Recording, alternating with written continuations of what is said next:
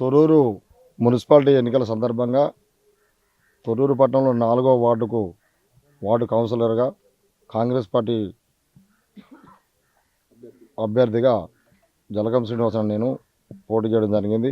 MLA Yashasvi Reddy గారు, ఝాన్సీ రెడ్డి గారు వారి ఆశీస్సులతోటి నాకు ఈరోజు బీఫామ్ రావడం జరిగింది.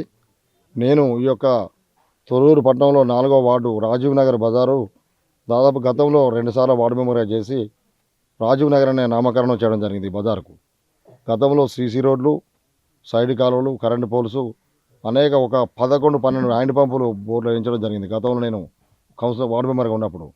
అదేవిధంగా గత 2 టర్ములు కూడా ఎస్సీ రిజర్వ్డ్ కావడంతో వారిని గెలిపడం జరిగింది.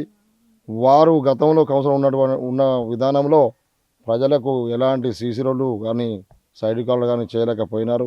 అదేవిధంగా ఇంటి పర్మిషన్ల విషయానికి వస్తే పెన్షన్స్ కానీ ఇవన్నీ కూడా చాలా రకాలుగా ఫ్రాడింగ్ చేయడం జరిగింది. నేను ఇక్కడ ఎక్కువగా బేడబుడగ జంగాలు ఉంటారు.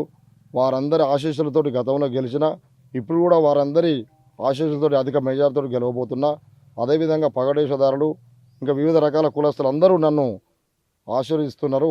వారందరికీ ఈ యొక్క రాజీవ్ నగర్ బజార్లో మౌలిక సదుపాయాలు చాలా ఇబ్బందిగా ఉన్నాయి.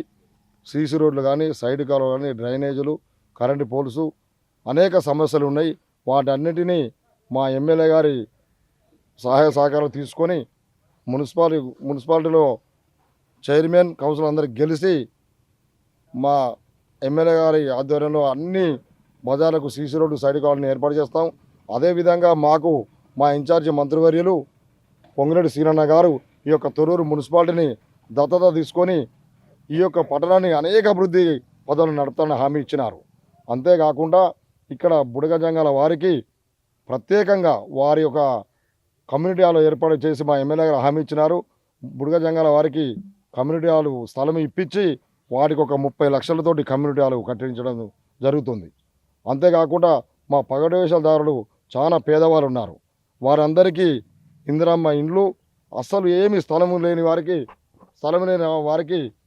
ఇందిరమ్మ ఇండ్లు, స్థలము లేని నిరుపేదలకు డబుల్ బెడ్రూమ్ ఇల్లు ఇచ్చి వాళ్ళందరికీ ఆదుకుంటామని హామీ ఇచ్చినారు. అంతేకాకుండా ఇంకా మిగతా పేదవాళ్ళు చాలామంది ఉన్నారు. వారికి కూడా గంగెడ్ల వారు ఉన్నారు, దాసరి కులస్తులు అయితే ఇంకా చాలా పేదవారు ఉన్నారు. తర్వాత ఇంకా మిగతా కులాలు షావుకారులు కూడా ఉన్నారు, చాలా పేదవాళ్ళు ఉన్నారు. వారందరికీ కూడా ఇందిరమ్మ ఇండ్లు దాదాపు మొన్న మేము ఒక 11 ఇండ్లు వస్తే అందులో 8 ఇండ్లు స్టార్ట్ అయినాయి. వాళ్ళకు కూడా ఇప్పటివరకు ఒక 3-4 లక్షల బిల్లులు రావడం జరిగింది.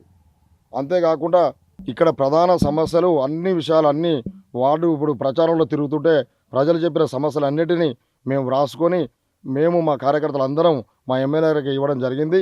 ఈ మున్సిపల్ ఎన్నికలు అధిక మెజారిటీతో గెలిపిస్తే ఈ ప్రజలందరికీ మౌలిక సదుపాయాలు చేసుకుంటూ ఇందిరమ్మ ఇండ్లు, పెన్షన్స్, డబుల్ బెడ్రూమ్లు అన్నీ ఇప్పిస్తామని ప్రజలందరికీ హామీ ఇచ్చినాము.